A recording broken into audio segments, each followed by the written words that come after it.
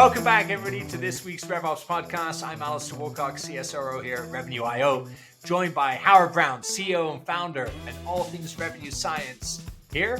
And then, of course, Sean Lane is back again as Vice President of Field Operations at Drift. Sean, we're thrilled to have you back with us. Excited to be back, guys.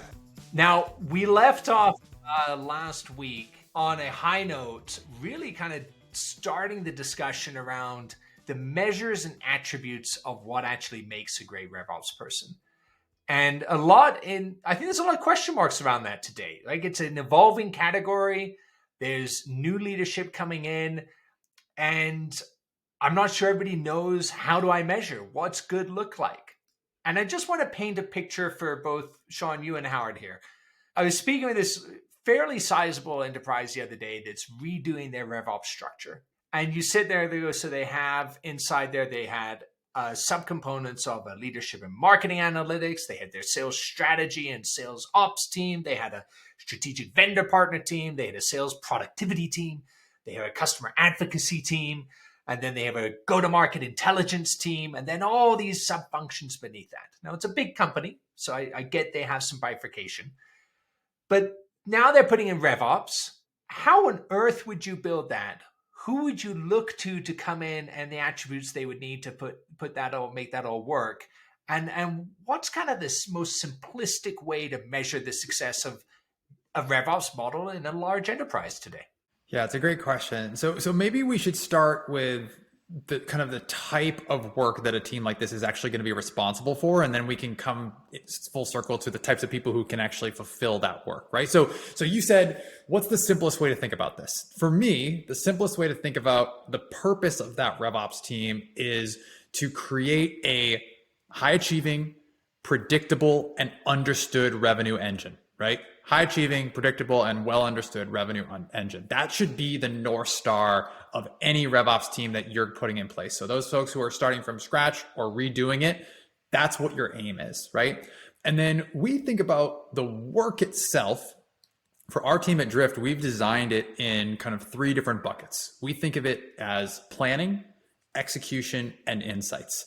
And so I'll talk a little bit about each one of those buckets. Folks were probably sitting there thinking, okay, I think I know. I just want to make sure I articulate it, right? So planning is everything that happens before your customer-facing teams are even in their seats, right? So that would be things like, how do we carve territories? How do we think about books of business? How do we think about comp planning and headcount and quotas? Everything before someone even takes a seat to do their job, right? So that's planning. Execution is the design of the day in the life of all of those customer facing folks. So if you have different sales teams that serve different parts of the market, what does their day in the life look like? Where do they go to know how to do their job? How do we think about the different handoffs in the customer journey? And then you kind of have all of your, what people might think of your standard kind of sales ops work around pipeline management, forecasting. I think that all lives in that execution group.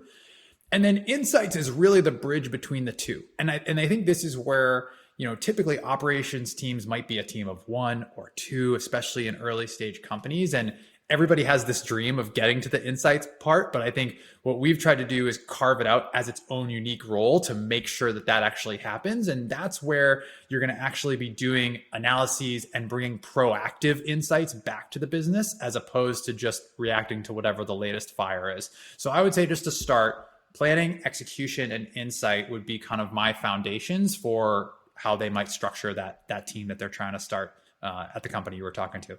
Let's dive in on the insights one a tad there, because I think planning, I think most people would agree there. Execution, but we should come back to executions. I think that has some hair on it.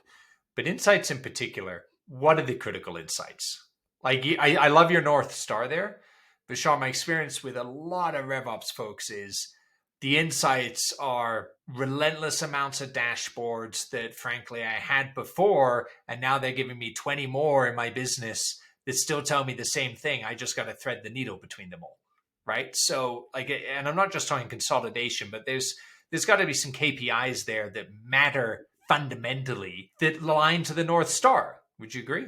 Absolutely. So my first boss at Drift is a guy named Will Collins, incredibly smart guy. And what he taught me was there's kind of like this two-dimensional matrix to think about when you think about insights or KPIs for a business. And the way he thought about it was you had the maturity of the business on the x-axis and the complexity of the metrics that you measure on the y. And those things are not necessarily always perfectly correlated, but you really got to figure out where you are in your company's maturity before you start going too crazy on complexity. So a good example of that might be if you're a super small company and you're just trying to figure out how your funnel works, you probably don't need a super complex multi-touch attribution model. You're just not ready for it, right?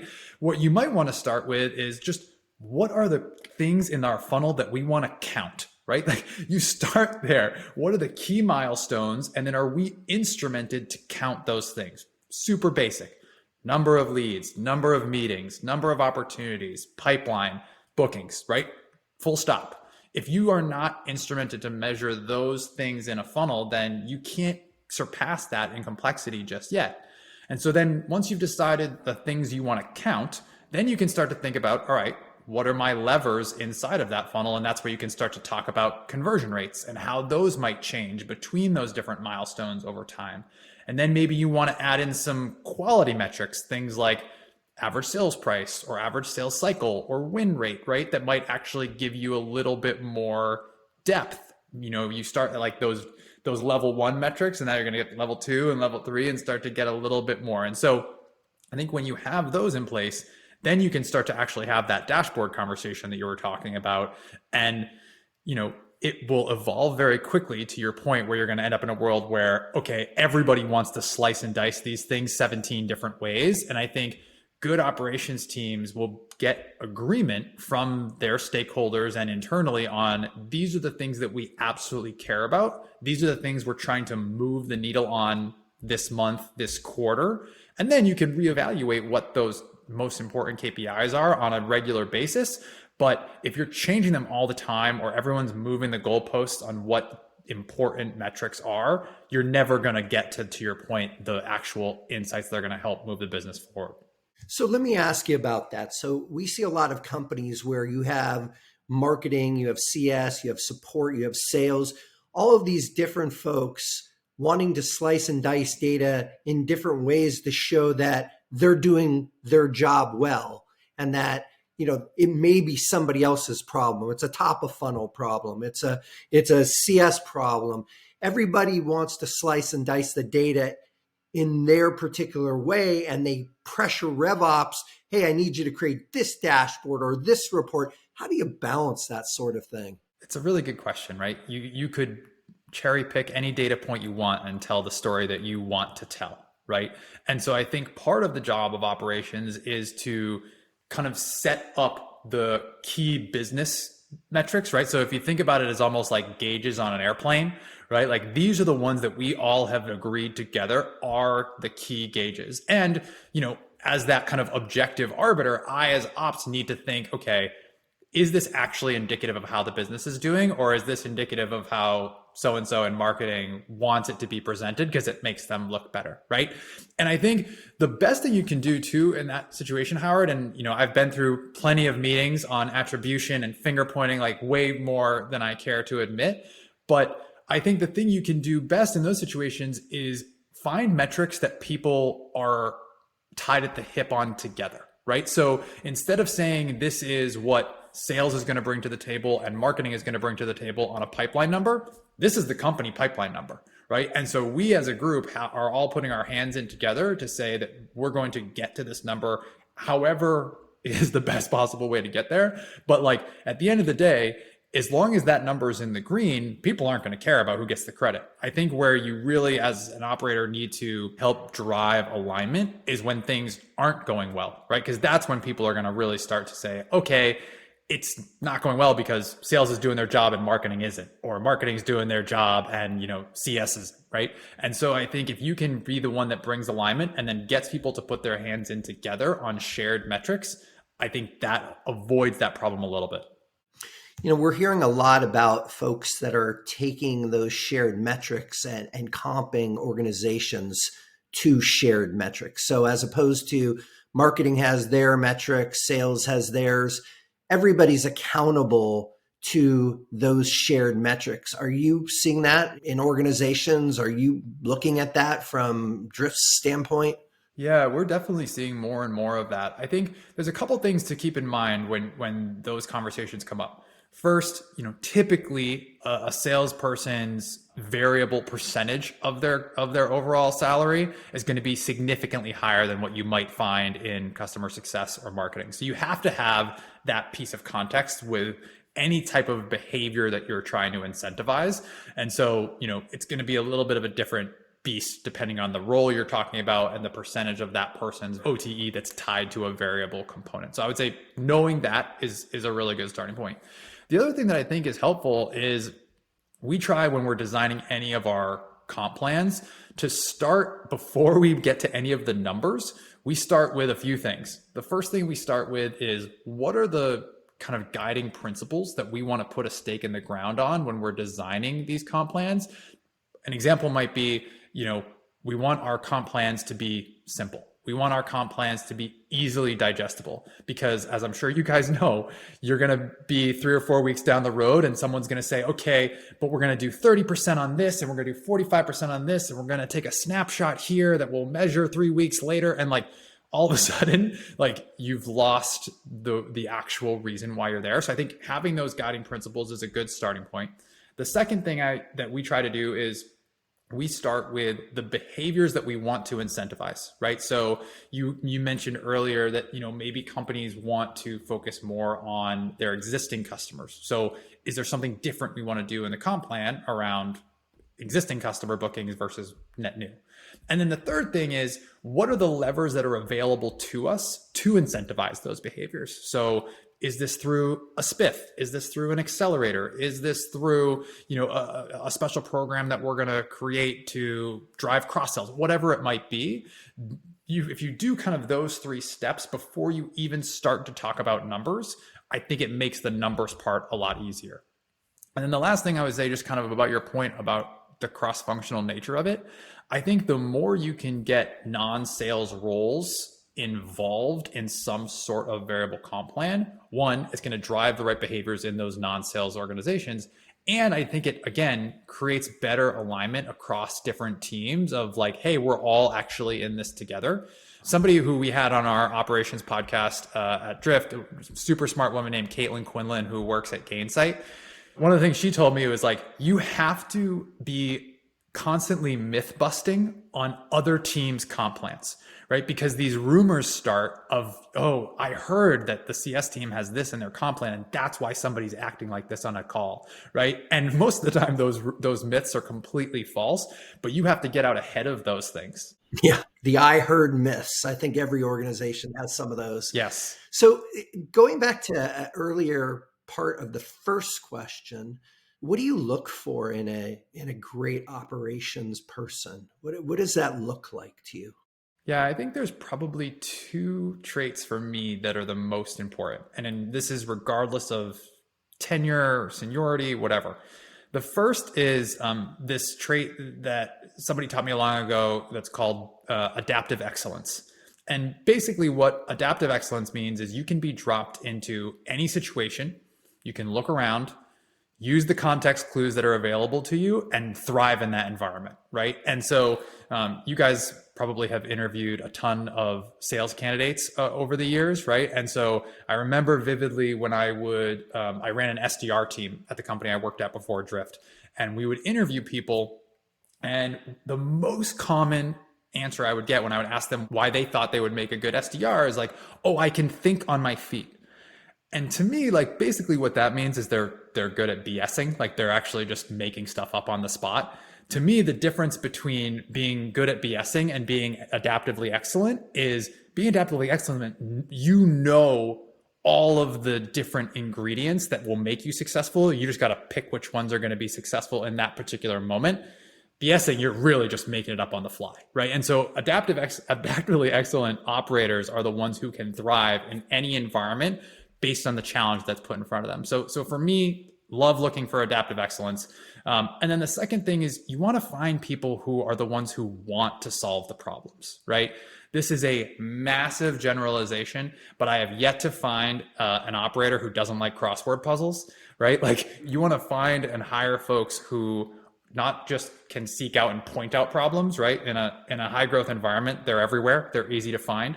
You want to be the one who wants to solve the problem. I think we have that on our ops team at Drift. And it's fun because now you have this group of people who are bouncing ideas off of each other and they're trying to be the one that solves it, but they're also poking holes in each other's ideas. And so if you've got a team of folks who want to be the one who figure out the answer, you're probably on the right track. I love those characteristics. It is great advice. Thank you. I agree with you wholeheartedly. And I don't think I've heard that put so simply and really, really valuable. I appreciate that. Thanks. I think it's wonderful, Sean. And I think as you think about people and in particular RevOps as a total, what I'm often looking for there is not just telling me the North Star component, right? Telling me the big thing that we can go do to get there. But I want to understand, well, why is it we can get there, but why not? And I think the inverse to those questions is key. So it's the why can we get there? Why not?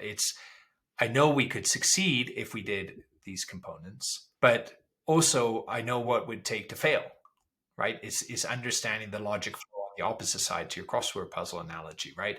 I know when to trust the data and or the people putting it in. I also know when they erred and what I should do about that. And I think it's that back and forth that great leadership in RevOps actually brings in a healthy way, right? They really know how to look at it both ways, not in a half glass full or empty, not bullishly one way or the other, but they understand those basic explainable components and do explain it to the company so you can make a decision, right? You can get to that North Star a little bit better.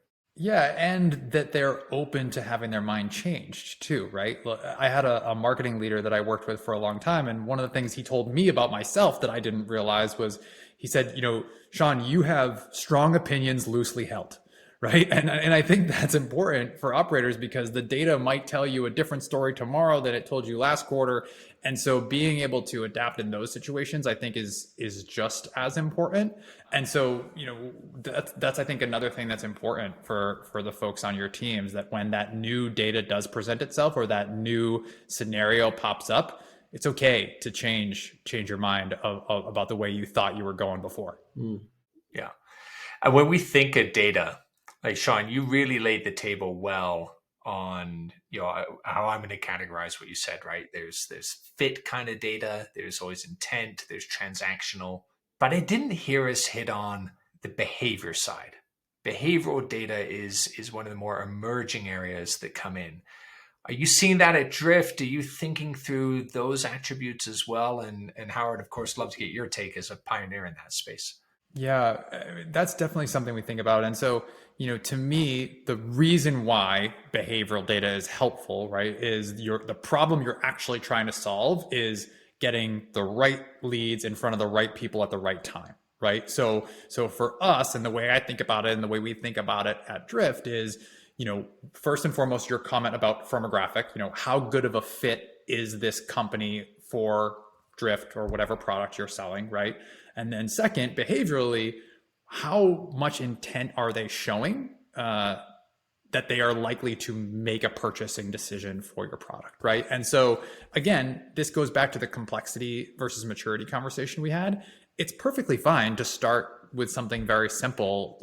Very early days, it was like, you got a certain number of points for subscribing to the blog, right? You got a certain number of points for going to the pricing page, things like that. And then I think as that's evolved over time, reasons why you see companies like 6sense becoming so successful is they're now able to unearth intent that's happening not on your website. And who knows what's going to happen with first party data versus not in the future. And some of that stuff might be hard, but like being able to articulate, okay, we're going to do all of the behavior that we know about, and then we're going to complement that with behavior that might not be happening on our website, but but there is data available to us. And so we try to think about both of those sets of data together when we're trying to prioritize what makes it in front of our sales team and solve that problem of right leads in front of the right people at the right time. Yeah, and when I think of behavioral data, I think of not only the data that exists on the prospect or customer, what they're doing on and off your site, but also once you get that right lead to the right person at the right time, what does that rep do behaviorally? You describe that adaptive excellence. How do you make certain that your reps have that adaptive excellence, and what are you doing to help them be situationally aware so that when that right lead comes, that they know how to deal with it, that they have the right information, the right training in the moment to change their behavior or support their behavior. So it's behavior both ways. We think about the behavior in terms of the prospect or customer. How do we match that behavior on the sales side, on the CS side, on the support side to, make sure we get those customers for life? And it's that I'm super excited about and super focused on in terms of the behavioral data. Yeah, I mean, for me, I think that comes back to really great enablement and really great discovery, right? I think those things go hand in hand. And I have an amazing partner, Kyle Bastian, who runs our sales enablement function. And so, we try, to your point, Howard, to set folks up to be able to thrive in any environment, regardless of who they're talking to, right? You could, as a sales organization, decide, okay, one of the ways we're going to grease the wheels on that is maybe you verticalize and you have certain people who are specifically tailored to talk to manufacturing, financial services, whatever it may be, because they're better positioned and they're more experts in that particular world. One of the things that I think is really interesting, at least for us and for our product, but for any product that you're talking to, is you guys, when you're talking to the vendors that you work with, you want someone to recommend to you what is the best course of action, right? They're the experts in their particular product or tool, and you want them to teach you something, right? And so I think any of that behavior that you're talking about, and again, could be prospecting, could be existing customers, whatever, what you really want is someone to teach you something. And so the bar is really high for someone to be able to go toe to toe with a CEO and make a recommendation that he or she is going to trust. And so you have to, I think of it through that lens, whether you're in sales or in the customer world. Can you go toe to toe with those folks and make recommendations that they are going to trust?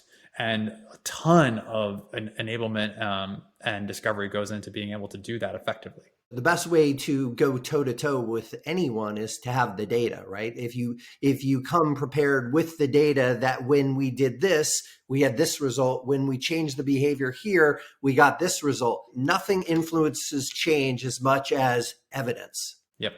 So I want to draw an analogy there, though, because this is I think just such an interesting area of where the market's going, right?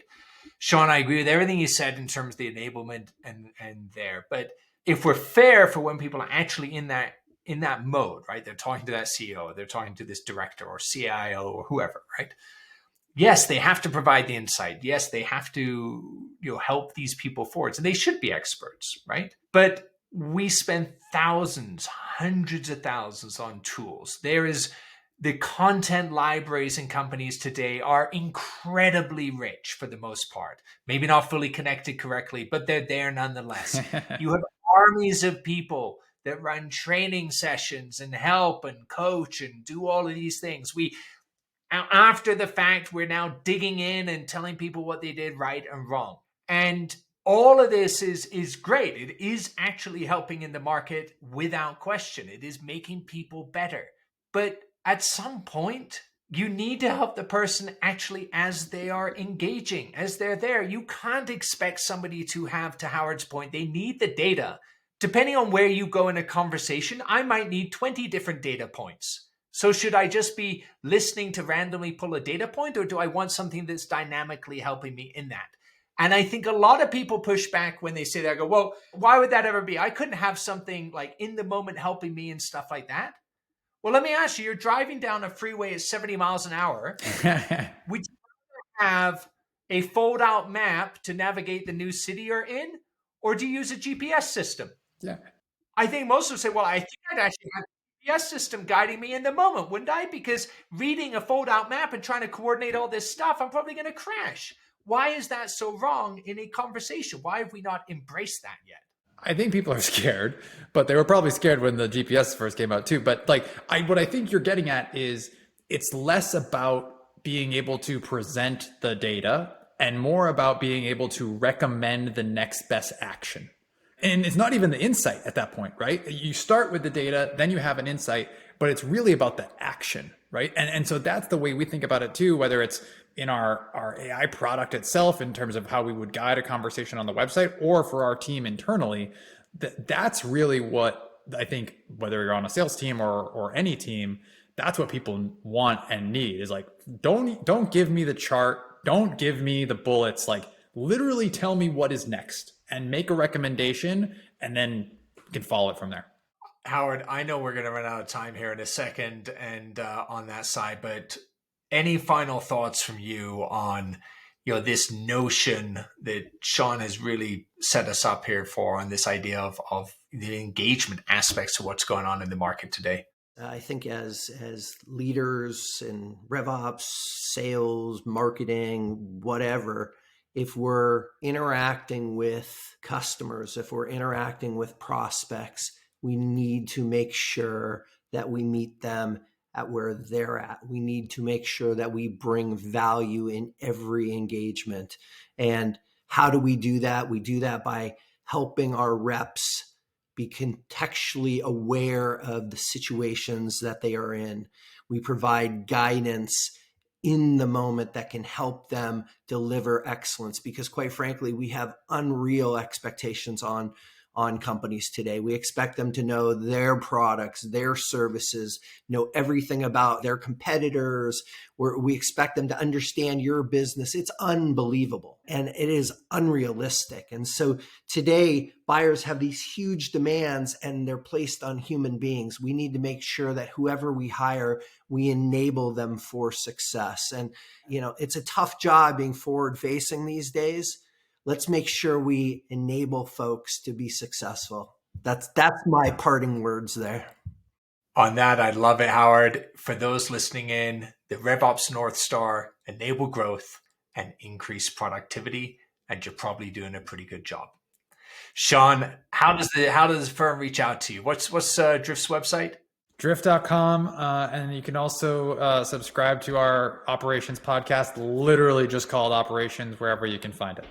It's been brilliant. I think we have one coming up together as well over there. And it's a fantastic listen for anybody that can go out there. So definitely check out the Operations Podcast as well. Sean, thank you for all of these insights. It's a privilege having you on. Your expertise and just real world practitioner is obvious. So really appreciate that. For those listening in, please do remember to like and subscribe. And also, don't forget our new dial-in number with your questions. You can reach us at 323-540-4777. That's 323-540-4777. And we will see you on the next episode of the RevOps Podcast. Thanks so much. Thank you, guys.